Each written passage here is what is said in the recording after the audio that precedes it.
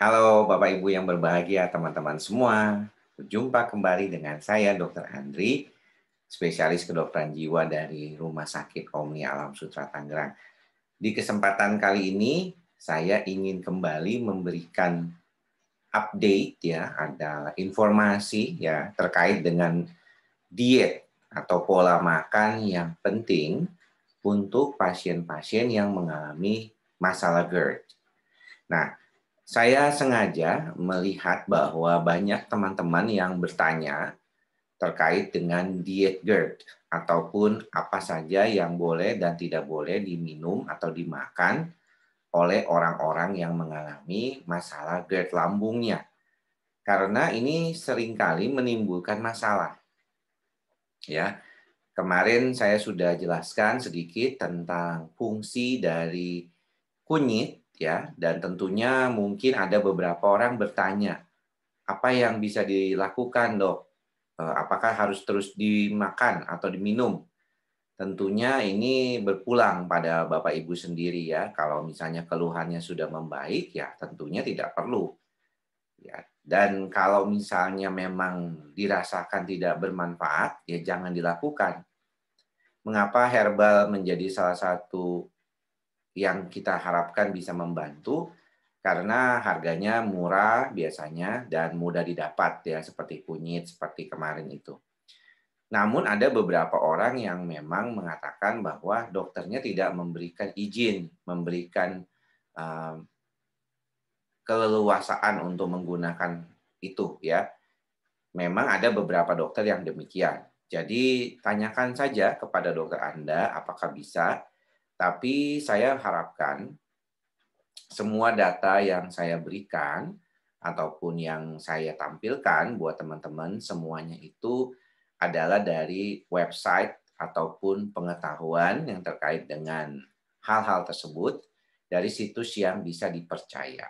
Ya, jadi mungkin nanti teman-teman bisa bertanya ya dengan dokternya kalau misalnya masih ragu, tapi kalau yang sudah membuktikannya mungkin bisa share ya di dalam komen-komen yang saya berikan di dalam video-videonya. Ya, jadi saling berbagi ya buat teman-teman yang lain juga dalam konteks bagaimana diet ataupun makanan-makanan yang mungkin bisa membantu pulihnya atau membaiknya GERD Anda selain daripada obat yang diberikan dokter. Nah, saat ini, pada kesempatan saat ini, saya ingin memberikan kepada teman-teman suatu cara diet GERD, yang mana diet GERD ini kita dapatkan, sepertinya biasanya saya mendapatkannya dari website John Hopkins Medicine. Nah, kita akan bahas ya, apa saja yang boleh dan tidak boleh dalam GERD ini. Ya, nanti kita lihat nih.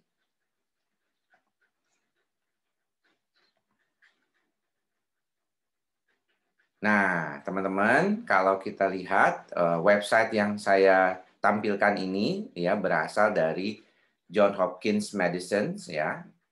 Anda bisa nanti lihat sendiri. Kemudian judulnya memang adalah GERD Diet. Makanan yang membantu untuk mengurangi asam lambung yang naik ya, biasanya terjadi pada pasien GERD ataupun pada pasien gangguan lambung secara umum. Kita lihat nih ya. Ini ditulis oleh seorang dokter, Ekta Gupta ya. Kalau kita lihat di sini dikatakan bahwa memang GERD ini bisa mengenai 20% populasi. Yang cukup besar juga ya kalau kita lihat ini di Amerika saja. Ya. Dan ini adalah suatu kondisi yang kronis ya terkait dengan gangguan lambung dan meningkatnya asam lambung. Kemarin saya sudah jelaskan bahwa sebenarnya ini dikaitkan karena adanya sphincter esophagus ataupun suatu kondisi di daerah kerongkongan kita itu yang kemudian mengalami problem gitu ya. Dia nggak bisa nutup sempurna seperti itu ya.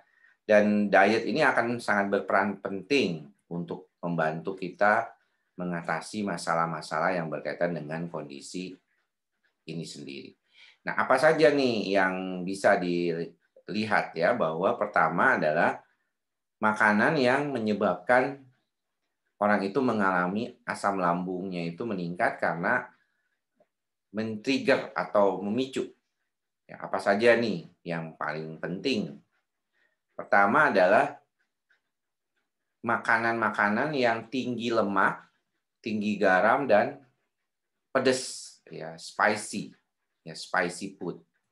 Nah, termasuk juga ada beberapa orang yang mengatakan lada ini yang paling juga dominan ya, walaupun beberapa dokter lain mengatakan lada ini cukup membantu untuk menambah kekuatan dari lambung ya. Nah, ini makanya saya bilang tiap-tiap dokter dan juga ada beberapa asupan dan tentunya yang paling penting tuh kita tuh sendiri bagaimana menanggapi kondisi tersebut ya.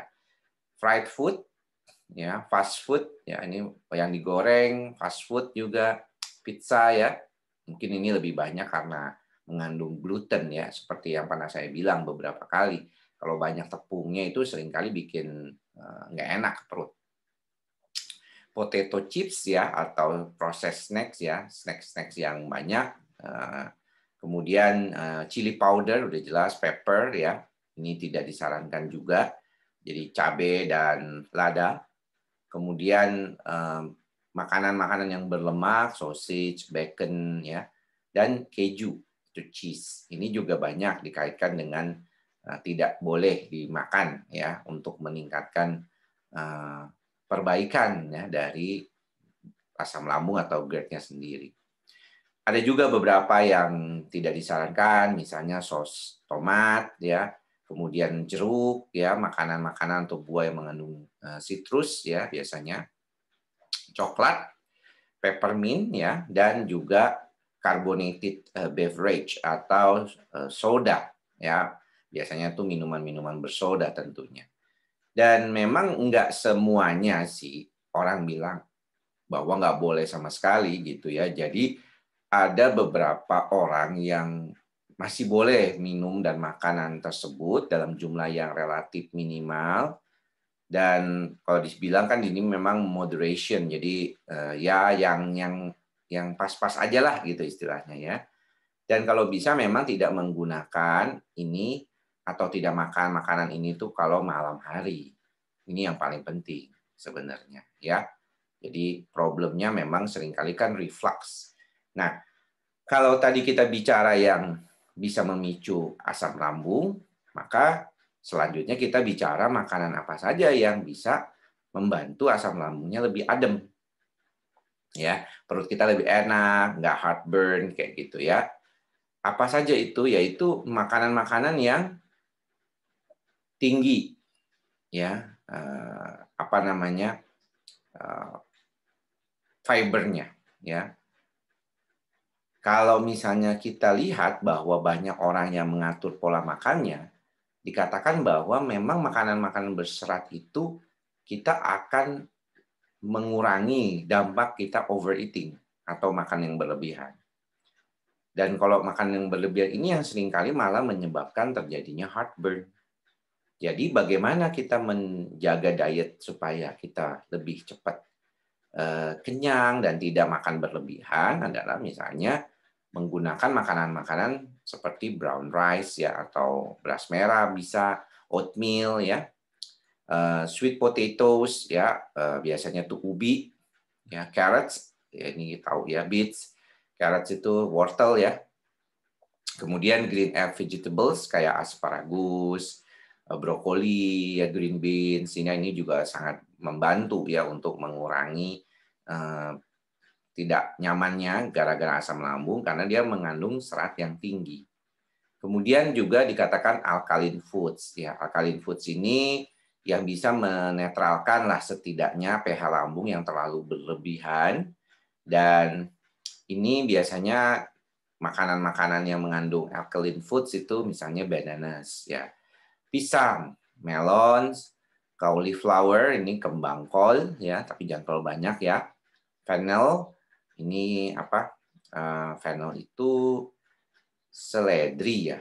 Seledri atau kayak pakcoy sebenarnya fennel itu ya. Pakcoy itu. Mungkin teman-teman bisa searching ya.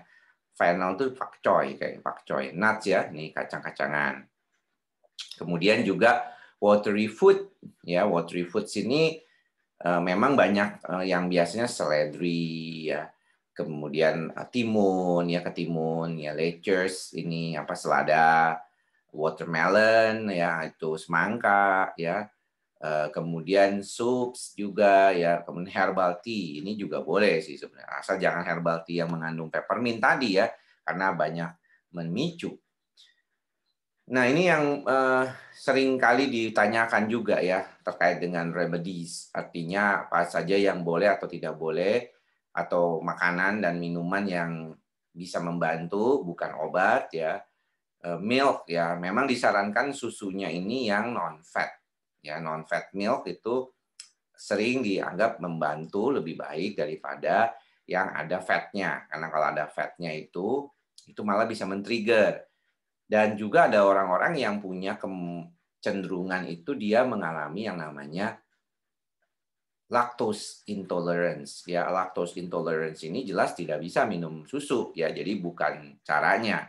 Makanya diet yang disarankan ini pun mesti harus belajar juga menyadari ya tetap apakah memang benar nggak nih, saya cocok nggak nih sama apa namanya tuh jenis makanan yang disarankan tadi. Harus dicoba ya. Kadang-kadang kalau kita pantang semuanya, ternyata nggak pernah dicoba juga nggak bagus juga gitu ya. Jadi kita perlu melihat, karena nggak semua orang sama. Ada yang cocok, ada yang nggak cocok ya. Kayak ginger. Ginger ini sebenarnya jahe ini agak sedikit banyak pro dan kontra. Ada yang bilang pakai jahe enakan, ya karena sebenarnya dibilang di sini one of the best digestive aids ya. Tapi ada yang bilang juga bagus, tapi ada yang bilang kurang bagus ya. Jadi dia punya efek memang tidak selalu sama buat semua orang gitu ya. Ada beberapa yang malah nggak enak gitu. Tapi di sini dikatakan membantu. Ini menarik memang. Kadang-kadang setiap remedies atau herbal yang bisa membantu juga harus diperhatikan. Apple cider vinegar ya, cuka apel juga dianggap ada yang bilang membantu, ada yang tidak membantu. Saya melihat ada beberapa orang yang memang makan cuka apel itu nggak boleh langsung ya, harus dicampur sama air ya, karena dia kan pekat sekali, ya bisa melukai esofagus atau kerongkongan teman-teman ya. Jadi memang biasanya digunakan dengan dosis yang sederhana ya, biasanya 1 sendok teh kemudian dicampur dengan 1 gelas air hangat ya, itu biasanya juga diminum berbarengan dengan makanan. Kemarin saya juga bilang bahwa apple cider vinegar ini atau cuka apel ini biasanya bisa membuat juga rasa kenyang. Jadi banyak digunakan juga untuk tidak terlalu sering makan gitu ya. Kalau kita lihat, memang ini tidak enough research katanya ya, tidak banyak research atau penelitian. Makanya kalau kenapa sih dokter tuh banyak yang tidak menyarankan dengan herbal gitu ya, atau makanan-makanan atau minuman-minuman yang herbal, itu karena memang tidak terbukti secara ilmiah banyak juga gitu. Nah, makanya saya sengaja mengambil website yang dikenal di luar negeri ya, di Amerika, di negara-negara besar, juga dikatakan Johns Hopkins Hospital ini salah satu perujuk selain daripada Mayo Clinic biasanya ya.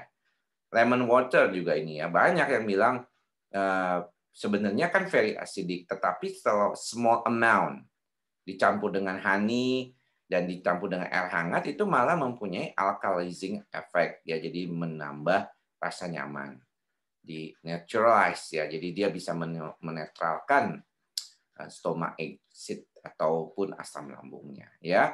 Honey ataupun madu juga mempunyai efek antioksidan sehingga bisa meningkatkan proteksi terhadap sel-sel supaya lebih sehat lagi gitu ya. Jadi teman-teman demikian apa yang bisa saya sampaikan ya, karena ini salah satu yang sering ditanyakan ya, dan banyak ingin orang-orang itu ingin dapat informasi nih dok, kalau bisa jangan informasi yang mengenai obat mulu dong.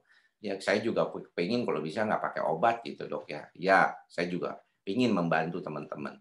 Tetapi tentunya bagaimanapun teman-teman harus berkonsultasi dengan dokternya, dan juga jangan semuanya dianggap sama karena beberapa di antaranya ada beberapa yang nggak cocok dengan diet ataupun jenis makanan dan minuman yang disarankan untuk pasien GERD tadi. Jadi tetaplah berkonsultasi sama dokternya. Ya, saran saya demikian dan mudah-mudahan apa yang saya sampaikan kali ini bermanfaat. Sampai bertemu lagi di lain kesempatan. Semoga semua makhluk berbahagia. Salam sehat jiwa. Bye-bye.